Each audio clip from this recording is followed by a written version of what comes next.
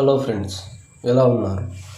ఈరోజు ఇంకో హర్రర్ స్టోరీతో మీ ముందుకు వచ్చాను. ఇక స్టోరీలోకి వెళ్ళే ముందు మన ఛానల్ని సబ్స్క్రైబ్ చేయండి, అలాగే ఈ వీడియోని లైక్ చేయండి. మీరు లైక్ చేస్తే ఈ వీడియో మరి కొంతమందికి రీచ్ అవుతుంది. అలాగే నాకు స్టోరీ చెప్పడానికి ఒక మైక్ కావాలి. అది ఉంటే నా వాయిస్ మీకు ఇంకా క్లియర్గా వినిపిస్తుంది. దాని కాస్ట్ వచ్చేసి 1500 రూపీస్ ఉంది. మీకు ఇబ్బంది లేకపోతే నా యూపీఐ ఐడి మీకు ఈ వీడియోలో డిస్ప్లే చేస్తాను. మీరు నాకు అమౌంట్ అనేది పంపించవచ్చు.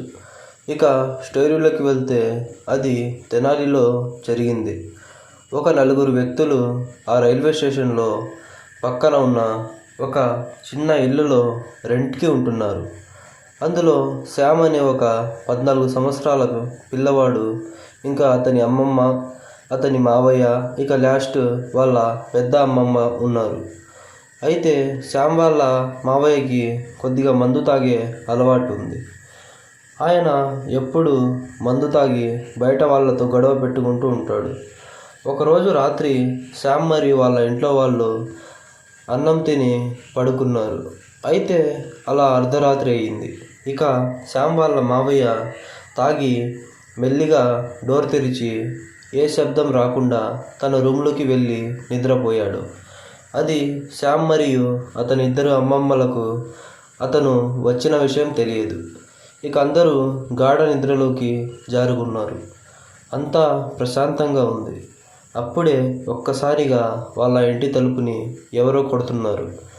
అది విని శ్యామ్ వాళ్ళ అమ్మమ్మ లేచి ఎవరు అని చెప్పింది. కానీ అటువైపు నుంచి ఏం సమాధానం లేదు. మళ్ళీ ఆ తలుపుని కొడుతున్న శబ్దం మొదలయ్యింది. ఇక అందరూ లేచారు. ఎవరు మీరు అని శ్యామ్ వాళ్ళ అమ్మమ్మ మళ్ళీ అడిగింది. ఈసారి కూడా ఏం సమాధానం రాలేదు. ఇక ఎవరై ఉంటారు అని శ్యామ్ అనుకున్నాడు. ఇక తనకి అతని మావయ్య గుర్తుకొచ్చాడు. ఇక సరేలే అని కొంచెం భయంగా డోర్ తీశాడు. కానీ ఏం లేదు. తనకి ఎవరూ కనిపించలేదు.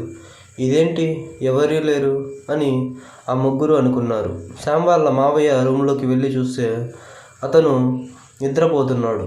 ఇక ఒక్కసారిగా శ్యామ్కి తన గుండె వేగంగా కొట్టుకోవడం మొదలయ్యింది. వెంటనే ఆ ఇంటి డోర్ మూసేసి వాళ్ళ అమ్మమ్మకి ఆ విషయం చెప్పాడు. అలా చెప్పి అయిపోయిందో లేదో మళ్ళీ ఆ డోర్ని ఎవరో కొడుతున్నారు. ఇక వాళ్ళందరికీ భయం మొదలయ్యింది. ఇక ఎలాగో అలా ధైర్యం తెచ్చుకొని శ్యామ్ వాళ్ళ అమ్మమ్మ ఎవరు అది అని అడిగింది. ఈసారి ఒక గొంతు వినిపించింది. అది చాలా భయంకరంగా ఉంది. మీరు ఈ గేట్ని తెరవండి అని అటువైపు నుంచి వినిపించింది. ఇక శ్యామ్ వాళ్ళు ఎవరై ఉంటారు? ఈ టైంలో ఒకవేళ శ్యామ్ వాళ్ళ మావయ్య తాగి ఎవరినైనా కొట్టాడేమో, వాళ్ళు తాగి వచ్చుంటారేమో అనుకున్నారు. శ్యామ్ వాళ్ళ అమ్మమ్మ ఎవరు మీరు, ఎందుకు వచ్చారు అని అడిగింది. ఈసారి ఒక ట్రాన్స్జెండర్ గొంతు వినబడింది. తను ఏమంటుందంటే, అక్కయ్య తలుపు తెరు అక్కయ్య అని శ్యామ్ వాళ్ళ అమ్మమ్మని పిలిచింది. ఇక అది విన్న ఆ ముగ్గురికి భయంతో చెమటలు పడుతున్నాయి. శ్యామ్ వాళ్ళ మావయ్య మాత్రం ఆ మందు మత్తులో నుంచి లేవట్లేదు. ఇక ఆ ముగ్గురు తలుపు తెరవకుండా అలానే ఉన్నారు. ఒక అరగంట తరువాత మొత్తం మామూలు అయిపోయింది. వాళ్ళు ఆ రాత్రి భయంగానే పడుకున్నారు. ఇక ఆ తరువాత అక్కడి నుంచి వేరే ఇల్లుకి షిఫ్ట్ అయ్యారు. ఇది శ్యామ్కి తన లైఫ్లో జరిగిన భయంకర సంఘటన. ఫ్రెండ్స్, మీ లైఫ్లో ఇలాంటి జరిగి ఉంటే కామెంట్లో చెప్పండి.